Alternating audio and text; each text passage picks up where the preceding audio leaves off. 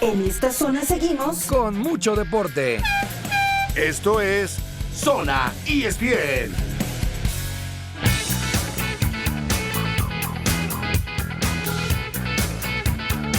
Continuamos en Zona ESPN a través de la señal de ESPN Deportes Radio, la casa de los grandes eventos deportivos, y en una presentación de AutoZone. Get in the zone.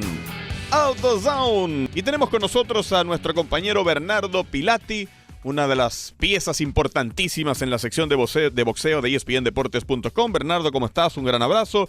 Y quiero comenzar preguntándote lo siguiente. Anthony Joshua dice que admite necesita recuperar la pasión por el boxeo.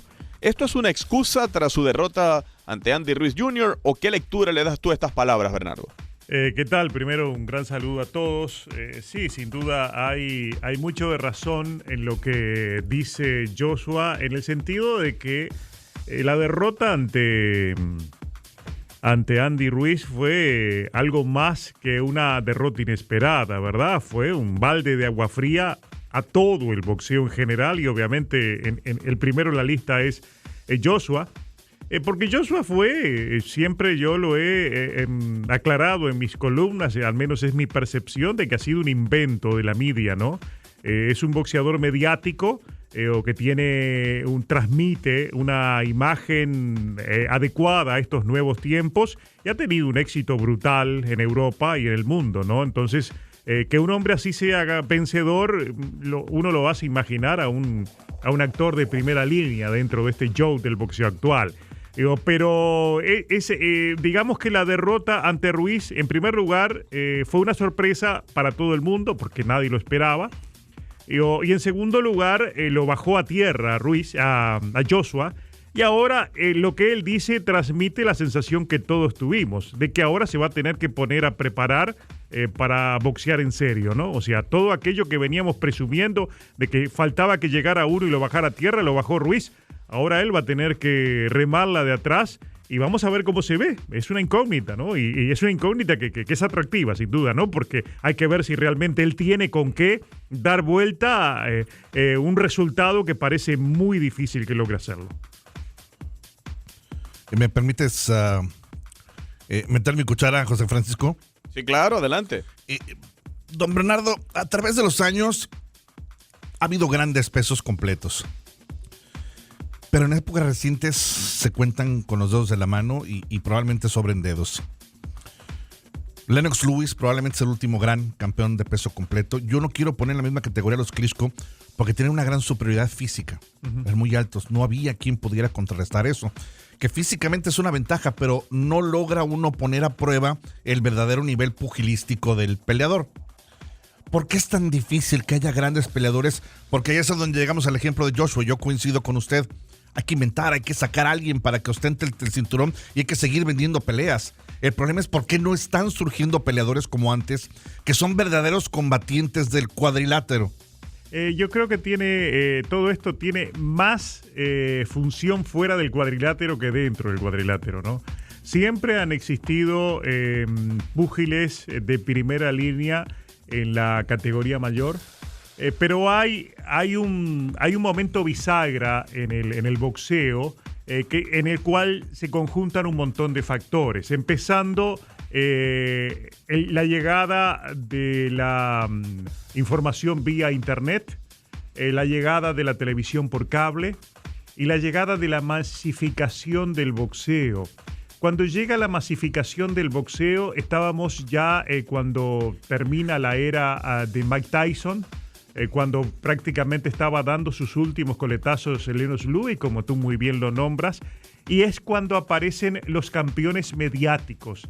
Y en esto tiene una importancia capital el nombre de Oscar de la Hoya.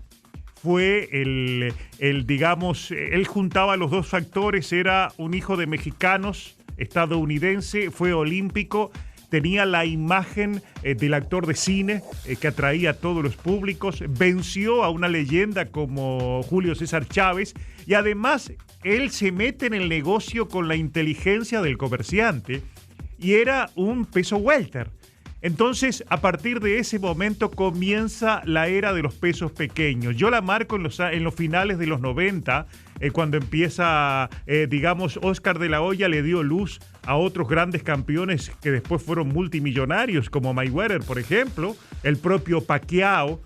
Pacquiao comienza en los comienzos de los 2000, todo eso al influjo de la Hoya. Yo creo que De la Hoya tiene un papel fundamental en la historia del boxeo y a partir de su época comienza precisamente la era de los pesos pequeños y los medianos, los super welter, los welter que se convirtió en la categoría reina, y ahí empieza uno a olvidarse de que alguna vez todos fuimos adeptos al peso pesado. Yo creo que no es un problema de que falten boxeadores, es que ha habido un exceso de oferta en los pesos pequeños y salieron los boxeadores mediáticos. Sí, pero no iba en torno al negocio, sino a la producción de verdaderos peleadores, de verdaderos pugilistas que merezcan ostentar el título. Mi pregunta, por ejemplo, hacia Ruiz, ¿qué tanto le vamos a creer o qué tanto va a poder mantener el fajín alrededor de su cintura? Yo tengo muchas dudas que lo logre mantener, más allá de que le va a ser muy difícil a Joshua vencerlo, pero también a Ruiz le va a ser muy difícil vencerlo. Ruiz ha sido un rival complicado para todos los que ha enfrentado. Pero tampoco Ruiz ha sido un púgil dominante, porque la principal figura que él enfrentó, que fue Joseph Parker, perdió por poco, pero perdió. Antes que eso, él no tuvo oponentes de primera línea que uno pudiera medir sus verdaderas cualidades. El primero era Joshua, pero todos los que estamos en este negocio del boxeo sabíamos que Joshua tenía más aspecto de un globo que podría desinflarse en cualquier momento, y lo desinfló Ruiz. Es decir, esta próxima pelea es una prueba para los dos, pero para Ruiz no es la prueba definitiva. Es posible que gane, es posible que pierda. Están muy parejas las opciones. Lo importante viene después, cuando vaya contra rivales como Wilder, cuando vaya con rivales contra Fury, contra rivales que realmente lo prueben. Porque Joshua es un invento que ahora tendrá que demostrar hasta qué punto él no es tan invento como todos pensábamos. O sea, digo, por como lo estoy escuchando hablar, el primero que viene en mi mente es Leon Spinks. Ajá. Que da la campanada de vencer ya a un decadente Mohamed Ali. Exacto, sí, exacto. Y que en la primera revancha, Ali se prepara un poco mejor y da cátedra de quién fue, y termina exhibiendo a Leon Spinks, que lo más que hizo en su carrera fue ganar el título mundial a manos de Ali, y no pasó más. Claro, pero hay una diferencia, Jorge. Recuerda algo. Ali pudo verse mal, pero Ali era un primera línea. El mejor de todos los tiempos. Exactamente, como quizás lo fue Tyson cuando perdió con Buster Douglas.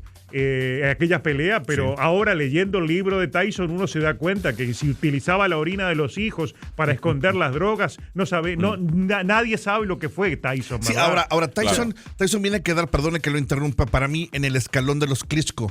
Era tal la ventaja de altura y de alcance de los Klitschko que fue difícil en realidad evaluar su nivel pugilístico. Lo de Tyson era una pegada endemoniada, pero ¿qué tanto boxeo tenía él dentro? O sea, porque Buster Douglas, que aguantó el golpeo, termina enviándolo a la lona. Bueno, recuerda algo, ¿no? O sea, cuando se utilizan drogas, yo en este medio tiempo tengo 2 series realizadas que apuntan precisamente, uno al tema de los kilos mortales y otro al tema de las drogas. Las drogas explican muchas veces, no lo digo yo, algunos médicos que entrevisté hablaron de lo que significa, por ejemplo, utilizar epigenético.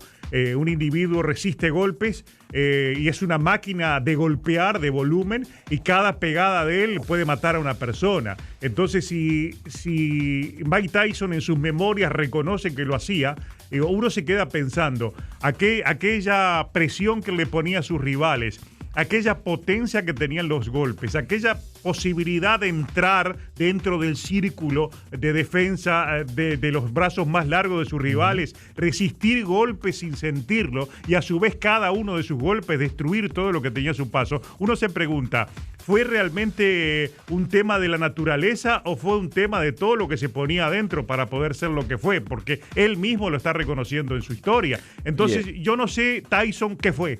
No sé. Bernardo. Sí. A finales del mes pasado murieron 2 boxeadores, el ruso Maxim Dadachev y el argentino Hugo Dinamita Santillán. Ajá. Miguel Cotto, ex campeón mundial de boxeo, dijo este martes a las comisiones que realicen rigurosos exámenes después de las peleas para saber la condición médica de los boxeadores.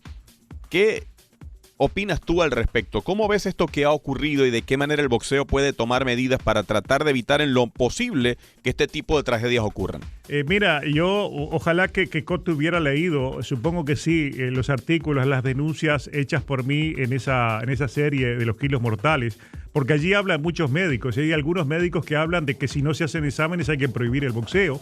Y está todo muy bien fundamentado. Pero yo creo que Cotto, si dice que hay que hacer exámenes después, se equivoca. Los exámenes hay que hacerlos antes.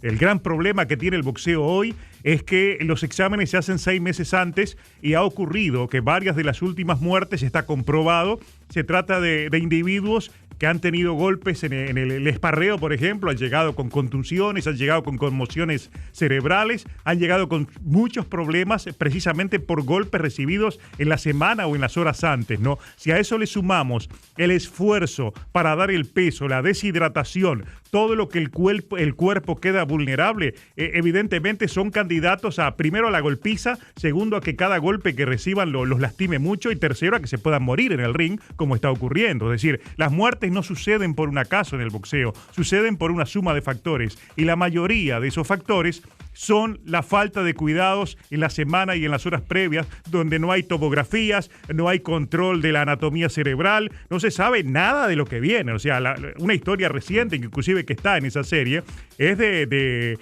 un boxeador dominicano que peleó el miércoles, el viernes tuvo un accidente, cayó en un hospital, salió del hospital y fue a pelear de nuevo, y cuando baja del cuadrilátero se muere, una hemorragia cerebral a raíz de los golpes, que en definitiva lo dejan al pobre rival con la conciencia perdida porque un rival de él murió, pero resulta que lo que lo mató al dominicano, al púgil, fue primero el accidente, después los médicos que lo dejaron salir del hospital, tercero los que no controlaron que subiera de esa manera, y como esos hay cientos de casos. Qué irresponsabilidad, totalmente. En México el propio presidente del CMB lo denunció en esa serie.